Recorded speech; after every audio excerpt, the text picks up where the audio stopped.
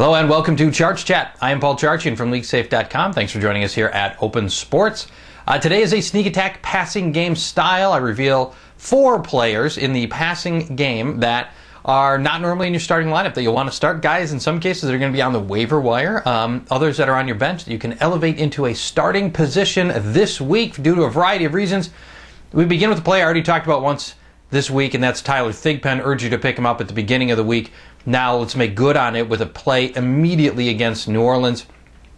Since taking over the starting job in week 8, he has thrown 6 touchdowns against no interceptions. It's very impressive. And the Saints secondary took a huge loss over the last weekend. Mike McKenzie, their best cornerback, out for the year. And New Orleans allowed passing touchdowns in every game this year but one. So you feel really good that Thigpen's going to get at least 1, maybe 2 scores. You know, he's got some good weapons. I mean, he's finding Mark Bradley, who we also talked about earlier in the week. He's got Tony Gonzalez, who's perennial Pro Bowler, Hall of Famer, and he's got Dwayne Bowe, one of the best young receivers in the game. He gets Larry Johnson back this week as well. That'll bring a little authenticity back to that running game. And so I like Thigpen to perform well in this game. Next, let's go to the wide receiver position. Steve Breston.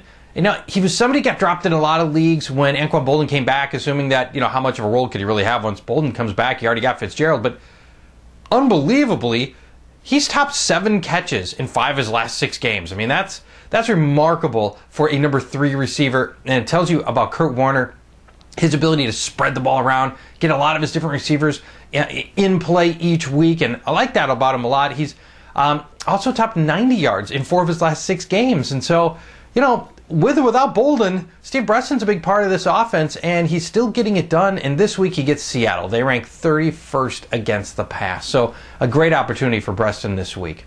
Next, we go to Kevin Curtis in Cincinnati. I think he's probably picked up in most leagues. I'm showing in typical leagues he's gone in about 2/3 of the leagues, available in about 1/3 of the leagues. He's fully recovered now from his preseason hernia surgery. He's put together good back-to-back games, and so he really seems to be trending the right way, and he looks like he's as much of a go-to receiver as they have. I mean, Deshaun Jackson's a nice player, but he's very small, and I think what he can do is somewhat limited, and we're seeing that from a fantasy perspective. He's all over the map, and you know, Reggie Brown's constantly hurt.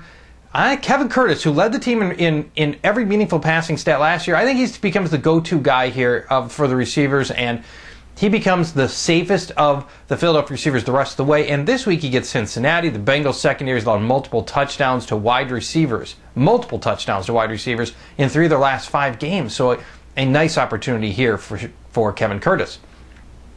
Next, and finally, Muhsin Muhammad. One of those guys that just seems to be picked up and dropped every week by somebody. Somebody's always got an angle on Muhsin Muhammad. This week it's Detroit, so it kind of writes itself, right? And by the way, Carolina's the remaining schedule is very easy, so he's somebody you could actually pick up and hold for a lot of the rest of the year. Non-number 1 receivers, which obviously Muhsin Muhammad is a non-number 1, Smith being the number 1, have scored 6 different times against Detroit. So, you know, sometimes they're able to take it and they're able to do a little something against the first receiver, an opponent's number 1 guy, but not the number 2 guy. Detroit ranks 29th against the pass, and only 2 teams have allowed more passing touchdowns than Detroit has. So a nice opportunity here for Muhsin Muhammad as he goes with an easy game against the Detroit Lions. All right, that is it for the sneak attack passing game style. Tomorrow we'll be back with running game sneak attack players. And as always, if you've got questions for our fantasy department, fantasy@opensports.com. Email fantasy@opensports.com. So you think you can tackle a pro? There's only one way to find out. Click on fantasy@opensports.com.